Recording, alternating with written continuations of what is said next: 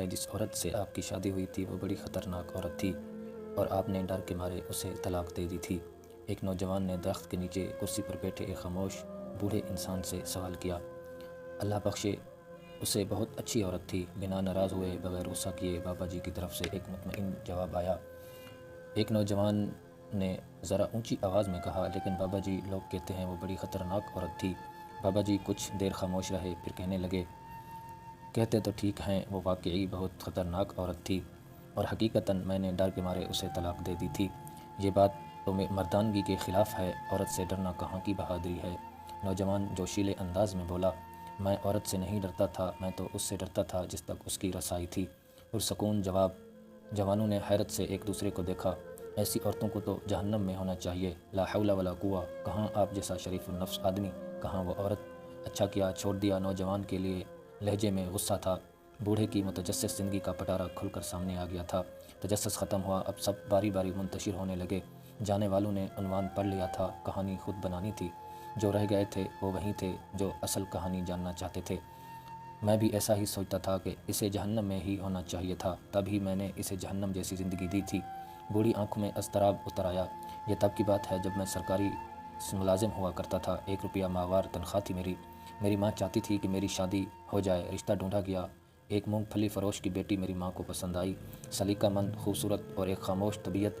مجھے اس رشتے پر اعتراض تھا کہ وہ ایک مونگ پھلی بیچنے والی کی بیٹی تھی۔ مزدور کی اولاد کو پیٹ کی فکر رہتی ہے، تربیت کی نہیں۔ تربیت بڑے گھرانوں میں کی جاتی ہے جہاں افلاس آنکھوں کے روشنی چھیننے سے قاصر ہوتا ہے۔ وہ کیا تربیت دے گی میری اولاد کو؟ لیکن وہ لڑکی میری ماں کو ایسی پسند تھی کہ اماں اس کے علاوہ کسی کا نام سننا نہیں چاہتی تھیں۔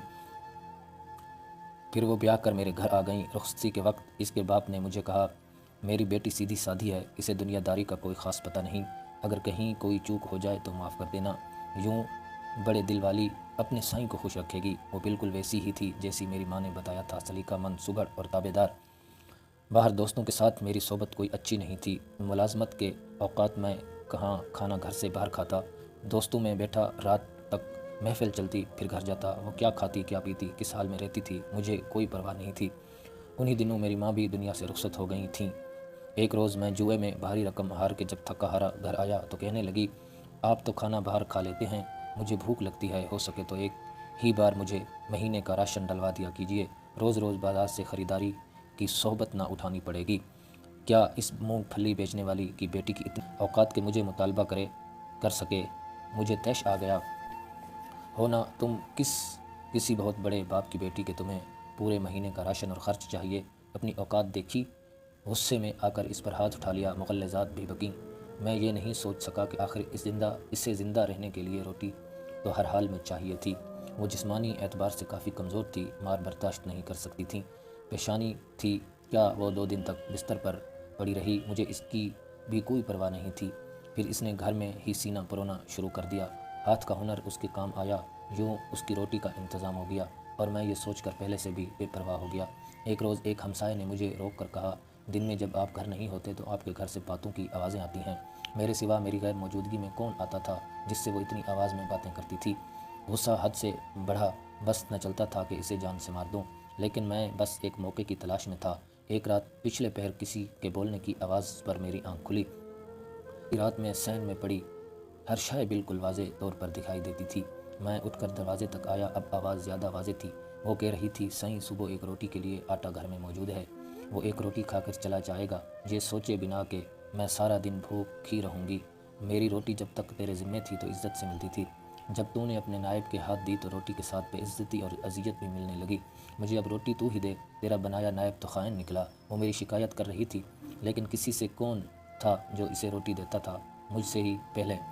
میں نے باہر آ کر دیکھا، وہ سین کے پیچھے چارپائی پر بیٹھی تھی، خود سے باتیں کر رہی تھی، وہاں کوئی بھی نہ تھا۔ میرے پیروں تلے سے زمین نکل گئی، وہ خدا سے میری شکایت کر رہی تھی۔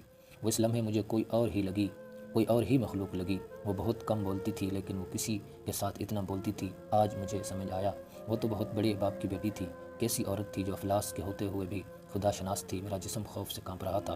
دن چڑھتے ہی میں نے سامان باندھا اور اسے اس کے گھر چھوڑ آیا۔ سسر نے طلاق کی وجہ پوچھی تو میں ڈرتے ہوئے کہنے لگا، یہ بڑی خطرناک عورت ہے، بڑے دربار میں میری شکایتیں لگاتی ہے، مجھے ڈر ہے کہ بادشاہ کو کسی دن تاؤ آ گیا تو میرے حشر نہ کر دے۔ حقیقت یہ تھی کہ میں اس کے ساتھ انصاف نہیں کر سکا تھا۔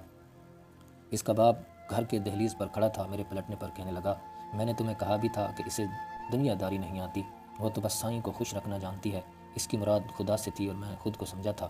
جب میں واپس گھر آیا تو مجھ پر انکشاف ہوا کہ رات اس نے یہی تو مانگا تھا، تو خود ہی مجھے روٹی دے تیرا نائب تو خائن نکلا، اور آج نان نفقے کا اختیار مجھ سے چھین لیا گیا۔ میں بے تحاشا رویا۔ اس کا سائیں بہت بڑا تھا، اس کی رسائی جس تک تھی وہ دو جہانوں کا رب تھا۔ وہ جس کی ایک روٹی مجھ پر بھاری تھی، وہ اس کے لیے کیا نہیں کر سکتا تھا۔ میں واقعی ڈر گیا تھا۔ میں آج بھی ڈرتا ہوں، کہیں میرے حق میں اس نے کوئی بد دعا نہ کر دی ہو۔ ٹھیک کہتے ہیں لوگ، کہاں میں کہاں وہ، بوڑھی آنکھوں میں نمی اتری۔ میں کورے چشم اسے پہچان نہ سکا۔ میں نہیں ڈرتا تھا، حالانکہ ڈرنا چاہیے تھا۔